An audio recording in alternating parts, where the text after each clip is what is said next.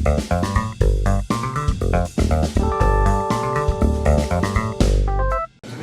Beth. Fazemos isso?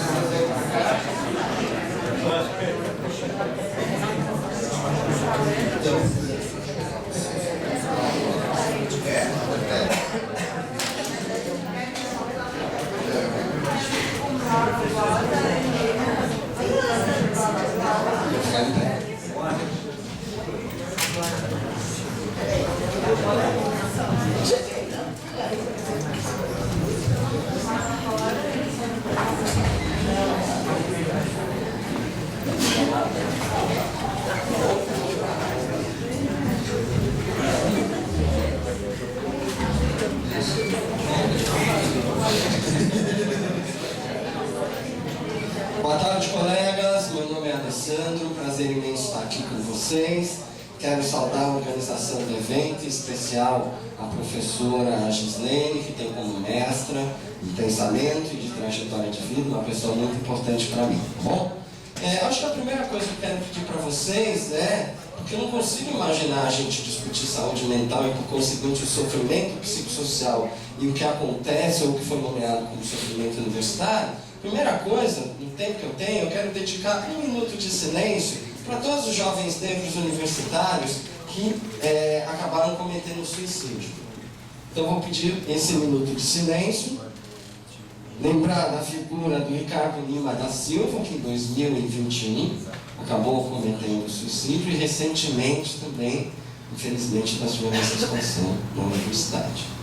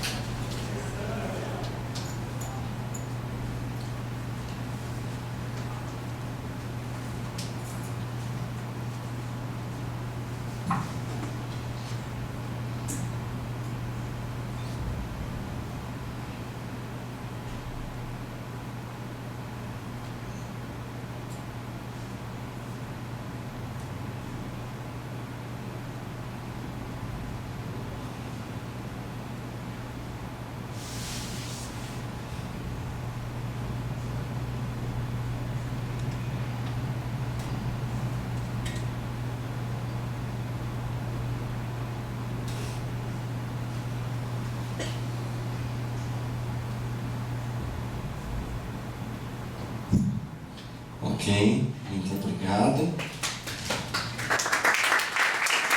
Para eles, né? Que estão presentes.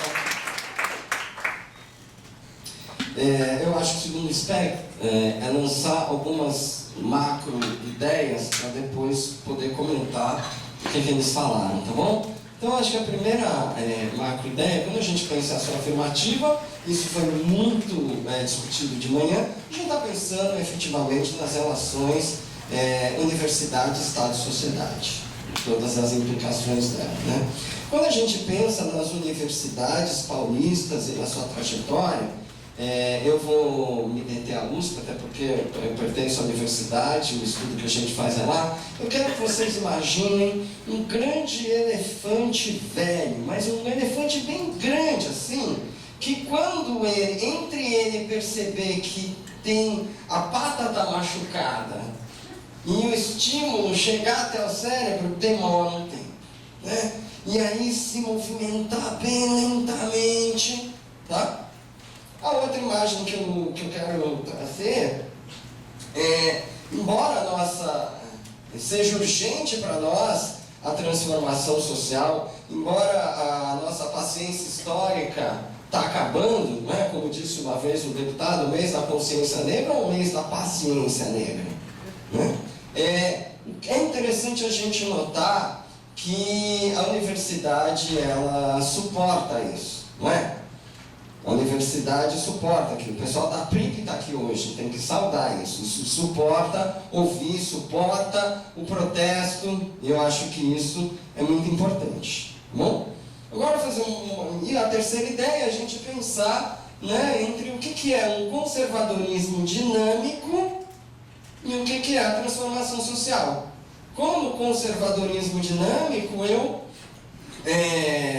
de alguma forma, captura aquilo que parece emancipatório, que traz a noção de transformação social, mas apenas de forma discursiva.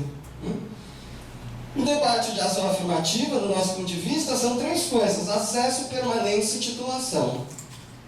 Tá? O nome disso sempre se estudou de modo contrafático. Se estudava o quê? Fracasso escolar, fracasso acadêmico. O nome disso é sucesso acadêmico. Você tem que garantir acesso, tem que garantir permanência, tem que garantir titulação.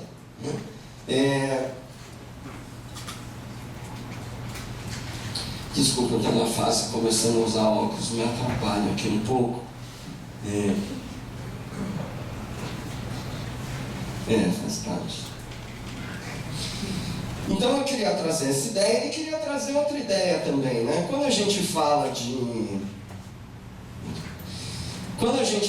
de saúde mental, né, nós trabalhamos com a noção de bem viver, uma noção que pertence à filosofia andina, dos povos andinos, né, dos povos indígenas da América Latina, e que é muito nítido o seguinte: qualidade de vida é assim, olha, eu tenho capital, eu posso viver bem, eu posso comer bem, eu posso morar bem, mas no outro lado da rua, ali no outro quarteirão, o outro ser humano não está bem. Então, qualidade de vida é uma noção um pouco mais individual. E o bem viver com uma noção de não dá para eu viver bem se o outro que está do outro lado da rua, se ele não estiver vivendo bem também. Então, no nosso ponto de vista, comentando a pesquisa do Vinícius, né, que o Vinícius é co-coordenador e que eu realizo, tem muita crítica a essa pesquisa. Né? Mas, de fato, ela é uma pesquisa o quê? Ela é uma pesquisa que ela é articulada à gestão acadêmica, em vez dela ser articulada à extensão, ela é articulada à gestão acadêmica, visando o quê? Contribuir para a governança universitária, porque afinal é o gestor que lá em cima vai fazer assim, assim ou assim. Eu vou incrementar, eu vou manter ou eu vou diminuir. Né? Mas, e outro aspecto positivo dessa pesquisa é assim: olha, nós vamos produzir uma coisa agora que é dado irrefutável. Ninguém vai poder falar isso não é científico, você fez pesquisa com base só em entrevista, comportamento verbal. Não, vamos fatorar.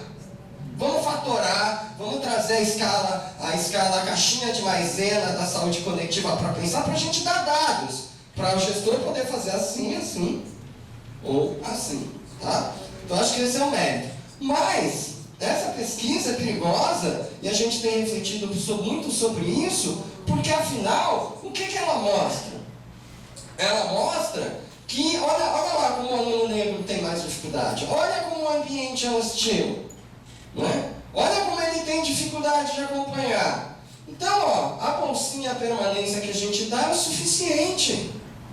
Não vem agora querer, porque vamos dizer, qual é a pegada dessa reitoria? Eu acho que tem duas. Alguma inclusão e inovação. Já pararam para pensar? Alguma inclusão e inovação. Esse é o foco. Né? Então, não vem aqui agora você querer discutir, fazer ação afirmativa para as bolsas de intercâmbio internacional. Não vem. Olha lá, pega a pesquisa do Alessandro. A pesquisa do Alessandro mostra que o aluno não acompanha.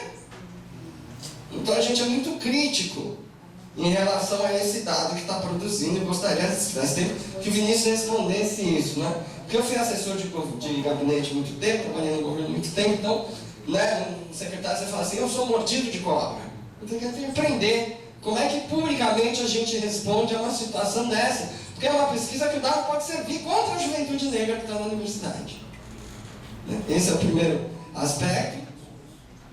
E do segundo aspecto,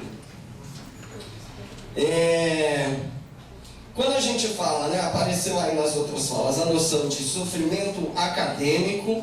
Eu não gosto da noção de sofrimento psíquico, porque eu acho que é fechar com uma certa noção. Eu gosto da noção, nós temos trabalhado com a ideia de sofrimento psicossocial. A professora Vera Paiva tem produzido uma coisa brilhante sobre isso, porque o que é o sofrimento psicossocial? Você aplica os instrumentos caixinha de maisena, que a gente fala, para fatorar, para dar dado irrefutável. Então, escala, inventário de saúde mental e essas coisas, e depois você cotege, você estratifica a população.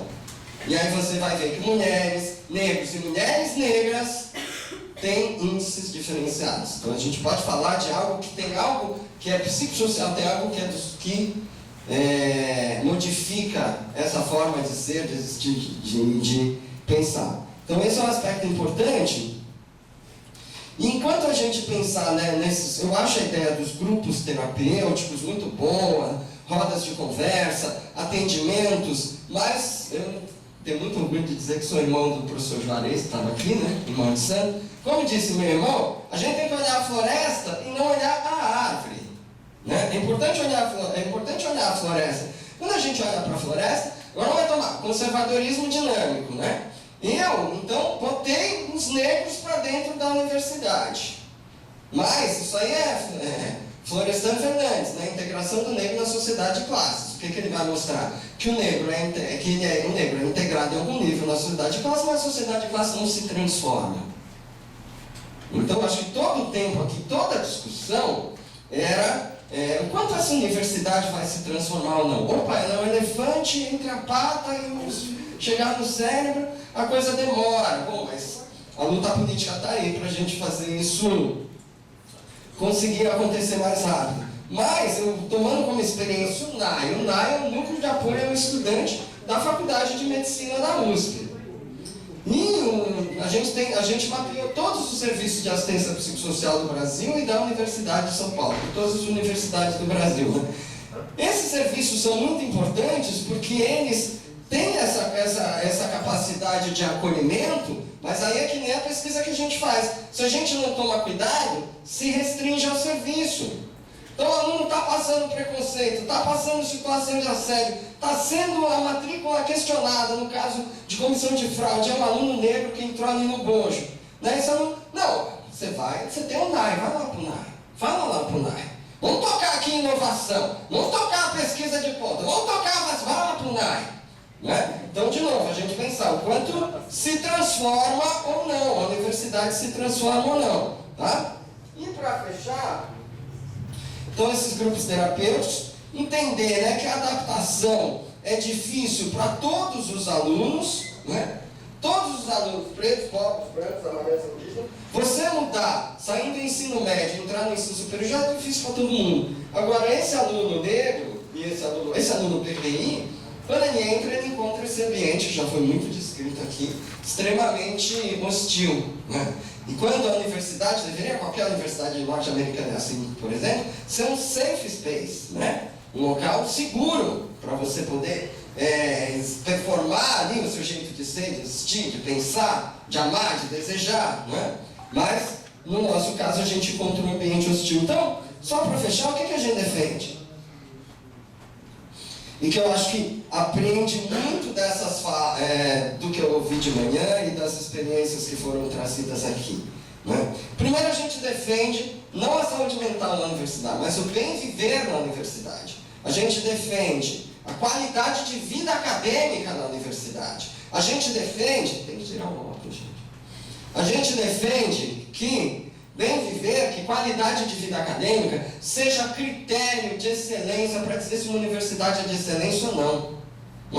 Porque você pode ver, eu desafio você, pense ao contrário. Eu não vejo nenhum desses scores de excelência que são adjudicados pela CAPES, pela FAPESP, pelos rankings internacionais, nenhum deles inclui a qualidade das relações no ensino e pesquisa vai bem? Tem situação de assédio? Tem situação de preconceito? Tem situação de discriminação?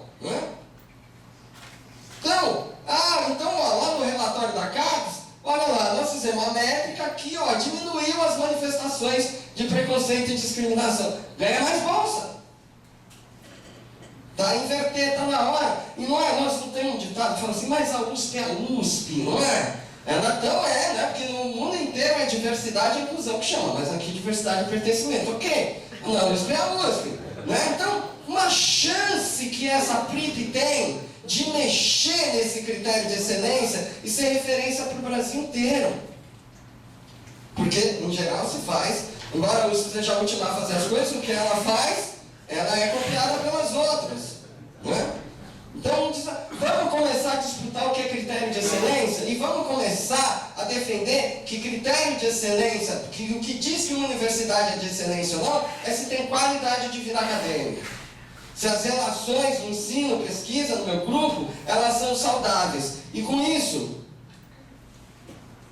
dizer, né? O que é bem viver na universidade? A gente tem uma comunidade potente para lidar com os desafios e problemas que se colocam.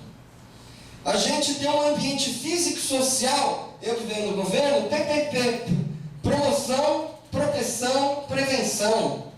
A gente tem um ambiente físico e social que protege a saúde das pessoas, que protege, que promove o bem-estar das pessoas e que previne os adoecimentos. E, fundamentalmente, a gente tem um ambiente, o bem viver também é isso, né? Quer dizer, capacidade de autogestão, de autonomia. A gente quis produzir dados irrefutáveis, para dizer irrefutáveis do ponto de vista da ciência positiva, qualitativa, o que você quiser, né? Mas para dizer duas coisas. Nossos dados mostram para os gestores da universidade duas coisas. Primeiro, coletivos auto-organizados, negro, LGBT, transformados, eles são um equipamento de suporte social para os estudantes. Financiamento para eles já!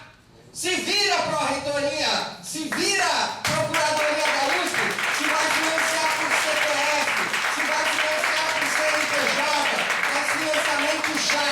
Porque é estratégia para permanecer. E segundo, isso já foi dito de manhã pelo colega, que eu esqueci o nome, os professores têm que ter algum tipo de incremento. Incremento, você pode criar estratégias de análise do comportamento, que você não precisa aumentar o trabalho, a remuneração, mas você faz a pessoa se sentir estimulada, se é férias, precisa ter algum tipo de incremento. Isso é fundamental do nosso ponto de vista para o sucesso das ações afirmativas. Né? Por quê? Porque, vamos refletir, o que é que está acontecendo na USP só agora, já está acontecendo no Brasil faz tempo, que são professores, em geral, do Sul e do Sudeste, que passam em concursos nesse Brasil profundo que está no interior. E aí chega esse professor, que é branco e do Sul em geral, numa universidade, imagina o que é a Universidade Federal do Recôncavo Baiano, imagina o que é a Unilab, né? E ele entra, e esse está lidando com alunos PPIs, assim, desde a origem, né? Os nossos professores, o que está acontecendo com eles, né? Este aluno, já foi mostrado aqui, dados irrefutáveis, né? Esse aluno tem um background, chega com um background diferente e ele vai demandar mais trabalho. Fora isso, esse aluno também vai interpelar com a sua presença, com a sua... Então o aluno lá no nosso, professor do nosso programa vai fazer exercício, não, pegou 2 anos, dificuldade, difícil de escrever, não sei o quê, não pega mais. Então o professor de manhã falou, populações, só que diria, populações vulnerabilizadas, porque é o social que vulnerabiliza, né? A princípio ninguém é uma população vulnerável. Populações vulnerabilizadas que estão na universidade, e os professores que trabalham com ela, tem isso, o professor Juarez, né? Falou, ó, tenho 18, eu tenho 11, vamos perguntar quanto a professora Gislaine tem. Né? Então, são essas... eu acho que é basicamente isso que eu queria trazer, né? E dizer, né? Se, da mesma forma, alguém disse, essa porta que vocês encontraram abertas fomos nós que arrombamos, também dizer, né? A nossa história não precisa ser o nosso destino. Eu achei que esse evento era com a Procuradoria, a Defensoria, que a gente ia sair daqui direto e judicializar o USP. Eu pensava que a estratégia era essa. Quando você judicializa... Não, porque foi o Vinícius que estava... A instalação da comissão de fraudes, quando tem na USP, antes da PRIP, se eu me lembro, vem uma coisa da Defensoria, você que assina, né? Fundamental. Foi fundamental. Não, assina como advogado da Defensoria, né? Foi fundamental. Então eu achei, né? A gente tem muitos, todas a experiência, a gente tem o Fonaprace, Fórum Nacional de Pró-Reitores de Assuntos Comunitários e Estudantis. Cadê a Universidade de São Paulo dialogando com o Fonaprace? A gente tem muitas experiências que mostravam que os concursos públicos para docentes, eles têm que ser aplicados uma cota sobre o número geral de concurso. É isso que vai fazer com que entre, de uma vez, 30 professores PPI. Indígenas, pretos, pardos, indígenas. Mas não, você aplica por unidade, né? E aí, com unidade, você nunca vai atingir. Agora a gente está vivendo um momento bom na USP, vai ter tem 600 vagas. Mas isso vai passar. Daqui a 5, 6 anos é só para quem se aposentou, então só vai abrir uma vaga. Isso nos parece conservadorismo dinâmico. Você pega o que é emancipatório no discurso e não muda nada. Ah, mas não pode fazer, não pode fazer? Está aqui a pró-reitora da Universidade Federal da Bahia, a professora Cássia Maciel, que eu tenho orgulho de orientar no doutorado, né? E que mostra que essa experiência é plenamente possível, que isso foi feito na UFBA, que isso está sendo feito em todas as federais do Brasil. Mas a USP é a USP. É isso, obrigado.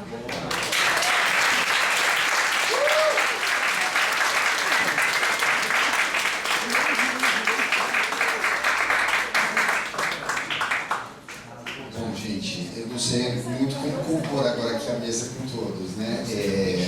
Eu estou apenas na mediação, quero agradecer muito a possibilidade de estar aqui nesse encontro, escutar essas falas, muito importante. Eu preciso só já pedir uma desculpa, que eu já tinha falado com o Vinícius, eu julgava que o horário ia ser até às 16 horas, como estava no programa. Eu tenho que abrir uma sala, a Beth vai estar no mesmo evento, mas eu que abro uma sala de umas 6 horas, para uma aula da noite, eu preciso mais uns 15 minutos, eu vou precisar, infelizmente, transferir a mediação. Mas vou ficar esticando, passando a palavra à mesa o máximo possível. 3 perguntas? Eu tinha julgado primeiro que ia passar para a mesa. A gente abre para perguntas e depois abre para eles, tá ótimo. Então, por favor, Ieda. Talvez você se está se gravando, tá?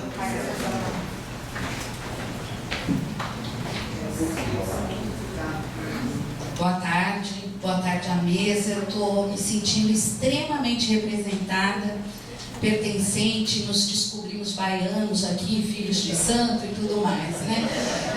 Então foi muito legal.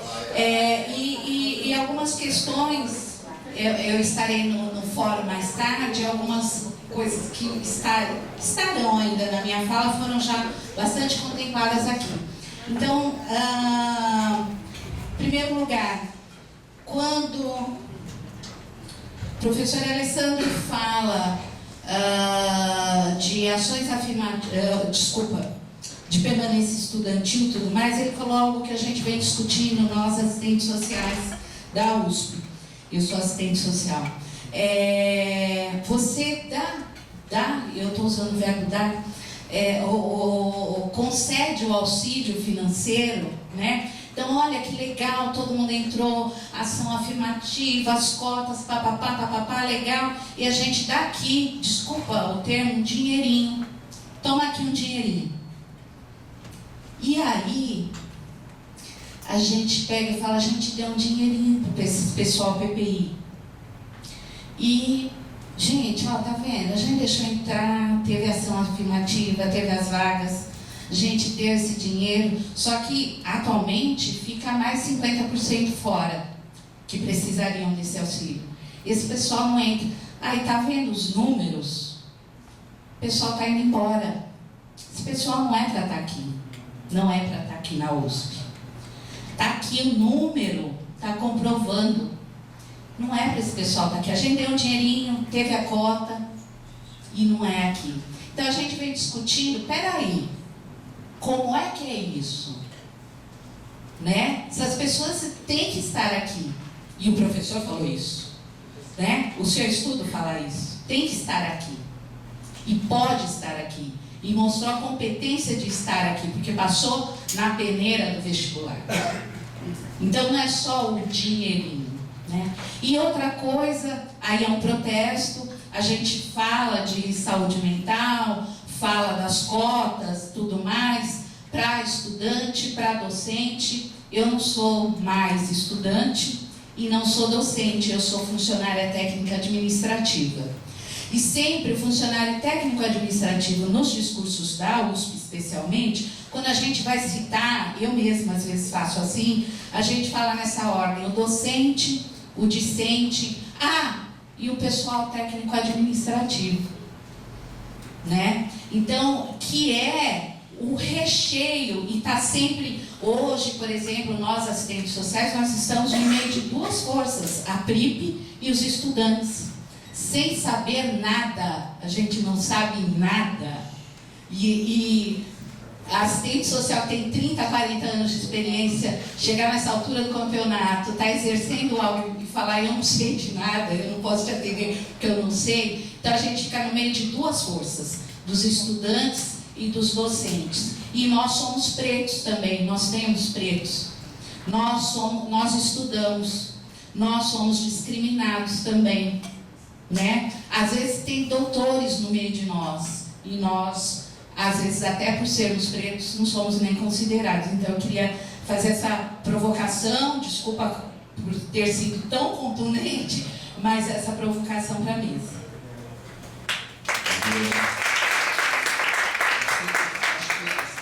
Ele lá no fundo e você, ok? As três primeiras inscrições.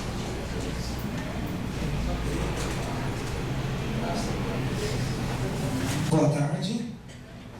Odeco Moradé para quem é do Axé. Concordo com o que só fala, professor. Não vai mudar. Não vai mudar. Algumas pessoas e alguns espaços vão mudar. A USP não vai mudar. Acho que a gente precisa pisar no chão. Muito bem colocado, professor Alessandro também. Pensando em saúde mental, eu fico me questionando quando o estudante negro entra em qualquer sala da USP, e aí eu vou ser um pouco acadêmico, vou usar duas referências da professora Daiana Santos Brito, que foi secretária de Educação no governo Lula, e vou usar também a fala do professor Ricardo Leite. Os dois doutorados eles fazem a seguinte afirmação: o Brasil é um país tão democrático que a população negra só vai conseguir se formar nas grandes graduações, medicina, direito, etc., quando 3 ou 4 gerações da população branca conseguir acessar todas essas graduações, pós-graduações e mestrado. Lembrando que esses títulos são de 2018 e 2017. Outro ponto importante é que de 2005 a 2015, o número de pessoas brancas na universidade passou de 100 mil para 300 mil. De negros.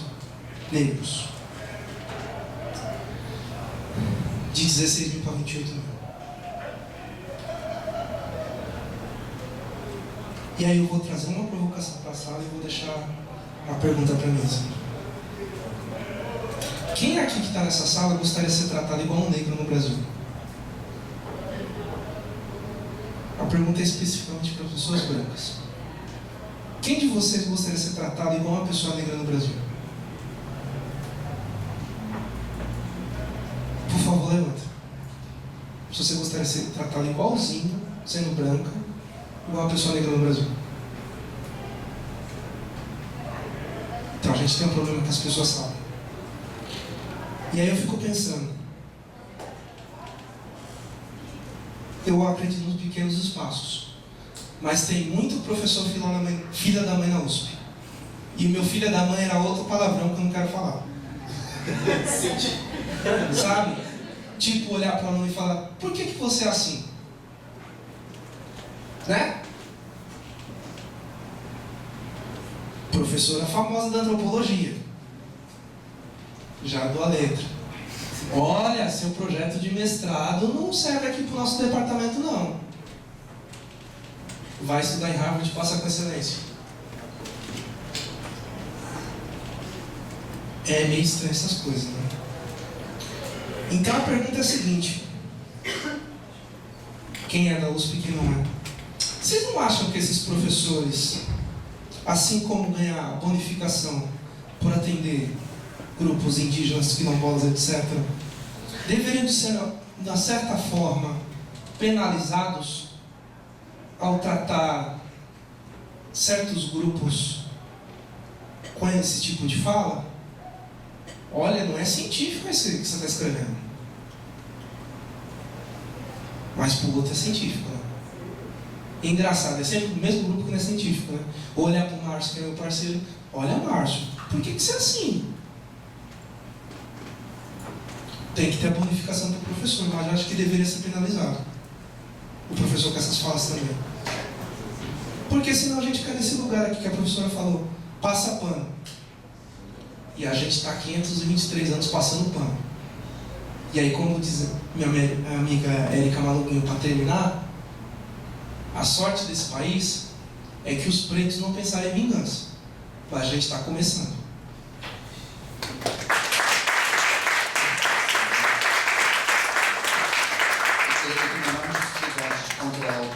Vocês estão notando, mas estou sendo pressionado a pedir falas mais breves para mim. Uma fala breve, tá bom? Então, gente, aconteceu comigo esses tempos, na verdade faz pouco tempo, acho que tem uns 2 meses, eu me inscrevi num concurso para professor e estava pedindo declaração de afrodescendente. Eu fui montar a declaração lá na USP, né, lá na FEFELESH, e fui imprimir. E simplesmente não imprimiu minha declaração para me assinar. Então, assim, eu me senti assim, sabe, como se fosse uma provocação, né? Porque, na verdade, a questão da identidade é muito importante para nós. Muito, muito importante. Então, é isso que eu queria perguntar para a mesa, sobre a questão da identidade negra, como a gente faz para poder assumir a nossa identidade. Porque desde quando eu era novinha, quando eu tinha mais ou menos 17 anos, eu falava com meus amigos que eu era negra, eles falavam, não, você não é negra, você é morena, você é parda. Não, dava 1000 nomes menos negros. Se você falar negra, era uma coisa assim, sabe, muito constrangedora mesmo, sabe, muito constrangedora. Então, é isso que eu quero perguntar. Como a gente faz para poder assumir a nossa identidade, sabe? Porque é algo muito importante para nós, sabe? Muito importante. Porque fica difícil para você se integrar em sociedade se você não assumir a sua identidade. Obrigada, gente.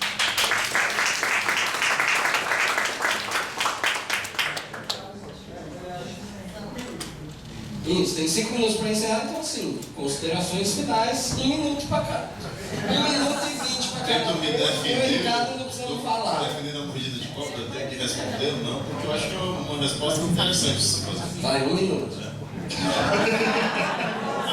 Responde se a nossa pesquisa ajuda ou atrapalha. Né? E é como colocado, né? Como os dados de pesquisa podem ser utilizados contra os estudantes negros?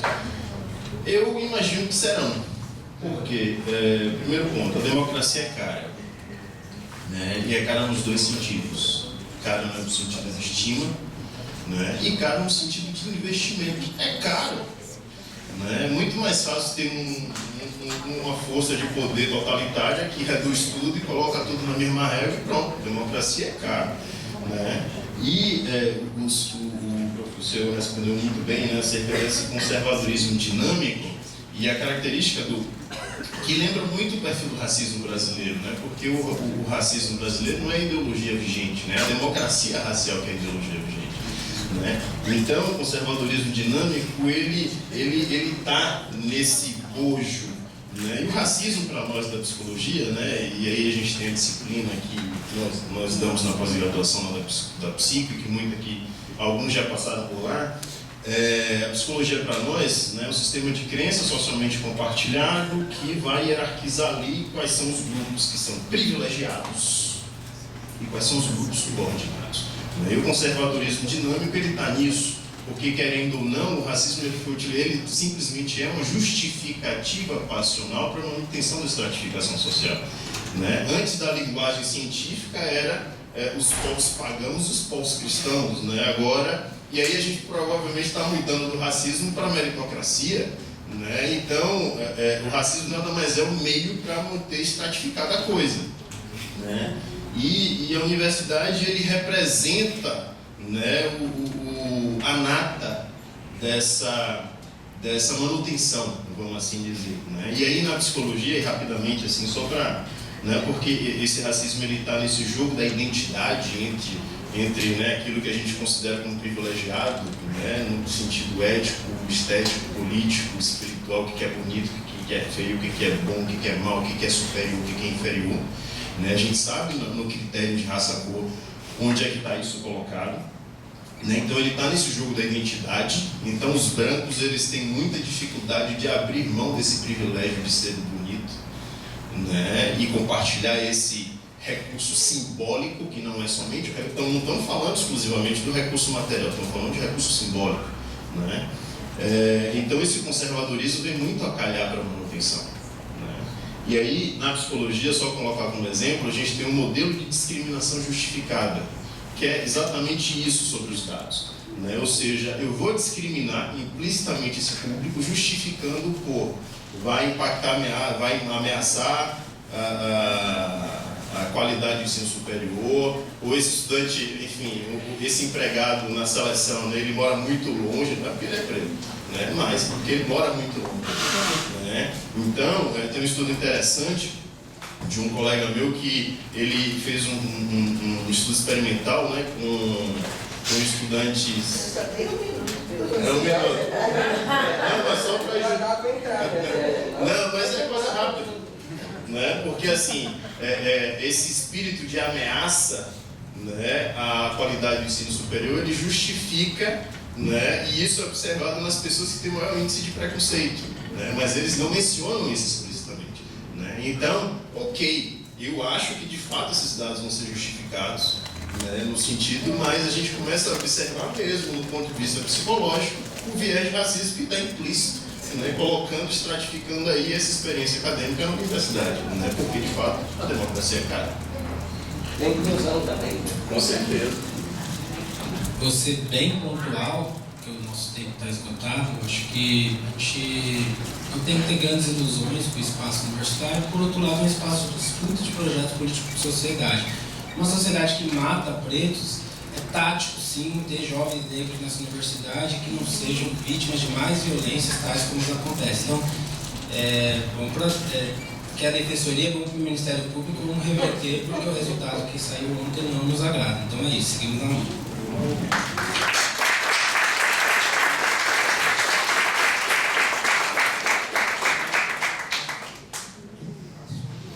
Bom, então só rapidamente também para encerrar, dizer que eu acredito nisso também, acho que a gente não pode abrir mão do espaço universitário, acho que foram décadas de luta, mobilização para esses poucos avanços, para essas poucas conquistas, mas eu acho que é na direção de mais mobilização, né? Na direção de mais mobilização e numa concepção de que saúde mental, como a gente vem falando aqui, né, o tempo todo, não é uma coisa esotérica, mística, abstrata, superficial, muito menos coadjuvante, né? Saúde mental tem a ver com questões estruturais, enquanto a gente não olhar para isso associado com as questões econômicas, com as desigualdades que infelizmente estão aí todos os dias no nosso país, com a questão racial, a gente não vai avançar nisso, né? Então acho que pensar em saúde mental na universidade é também pensar em políticas sociais integradas, né? Fundamentalmente. Acho que o evento de hoje, né, contribui muito nesse sentido. Eu espero que todas essas falas e toda